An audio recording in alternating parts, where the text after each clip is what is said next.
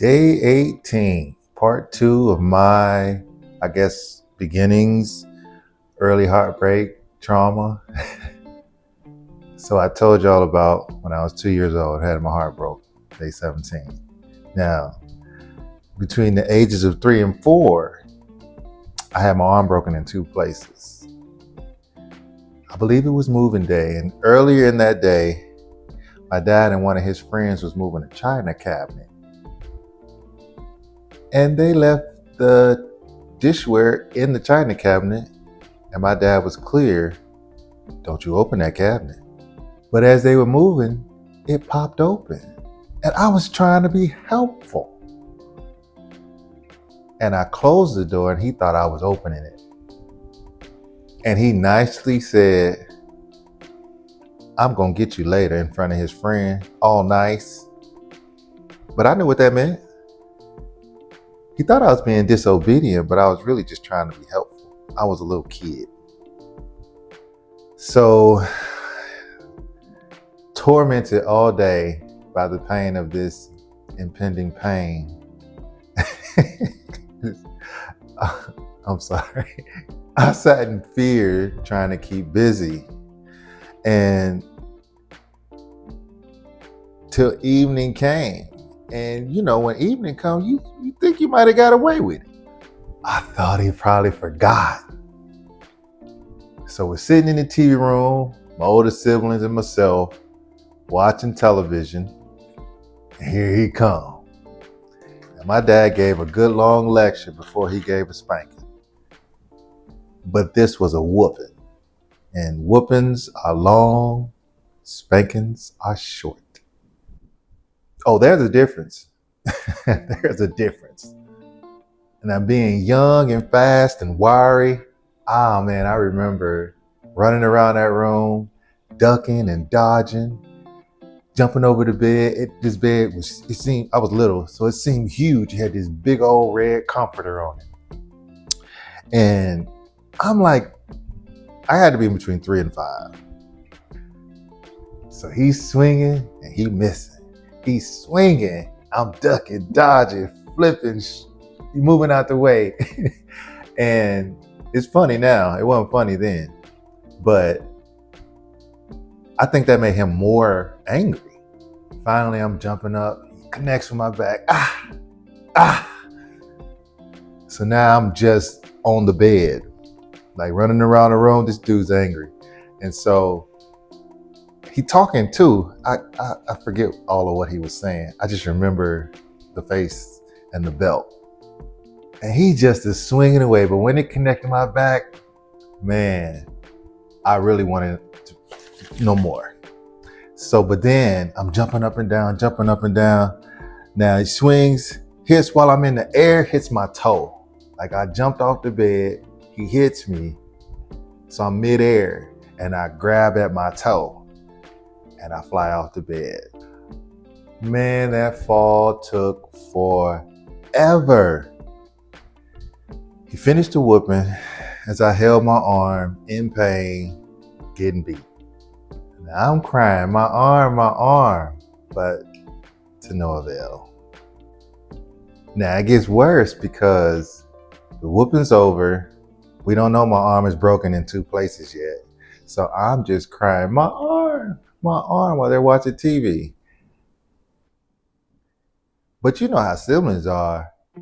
They like, man, time has gone by basically, and I'm still crying. It's like, get over it, you know? Ma, Dad, like, come get this dude. He's still crying, right? Like, make him shut up.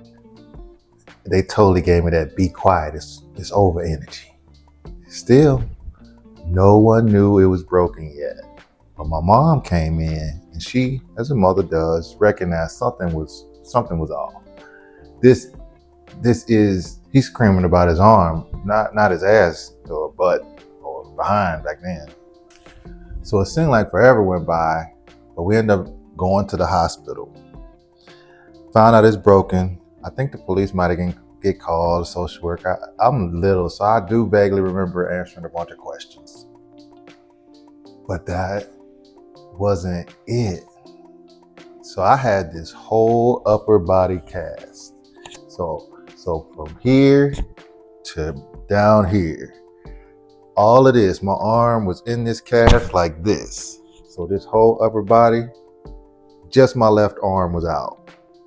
Torment. I remember the itching, so crazy. And I had to sleep in the same fold out couch bed as my brother because he was supposed to help me because I couldn't roll over on my right side. He's supposed to help me get up and go to the bathroom. But this dude sleeps like a slumbering bear. I remember peeing on myself. Crying, screaming, yelling his name. I'm trying to hit him, but I'm in pain every time I move early on. And I couldn't roll over. I was scared too. So, you ever pooped on yourself and had to sit in it because the person that helps you is laying there asleep and you just end up laying in it, going to sleep, and you wake up and you in crusty doo-doo? Oh, that do something to you.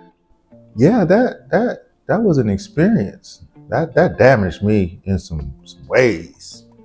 So there's that. But I healed and we never talked about it again.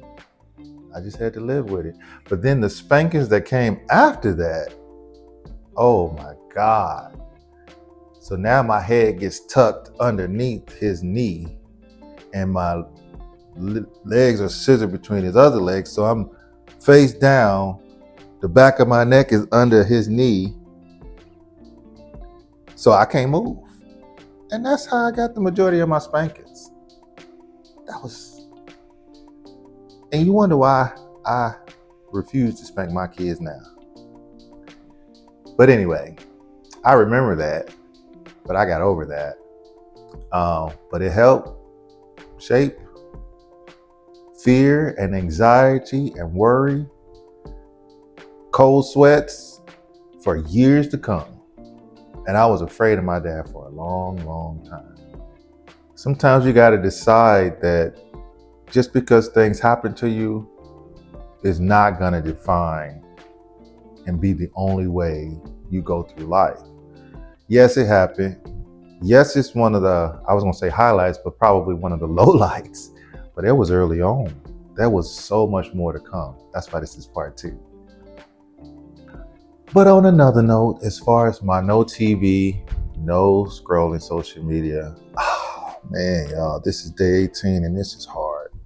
It's really, really, really, really, really hard because I keep negotiating because I have decreased what I am doing. Still haven't reached the max of, I guess, not doing it at all.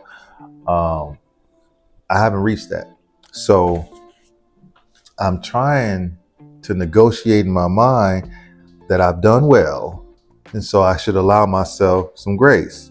But the goal is the goal. So the addict in me is really screaming and struggling that this is hard because I want to watch TV. And I almost feel like I replaced TV with the phone. And I guess there's some transference there. But that's my update. It's a problem. It's a struggle. But I am doing well in so many other areas. So I'm down like 60% from my phone, but I'm still watching TV. I might have to do it in increments, you know. Some people heal, some people are delivered. This gonna take some healing.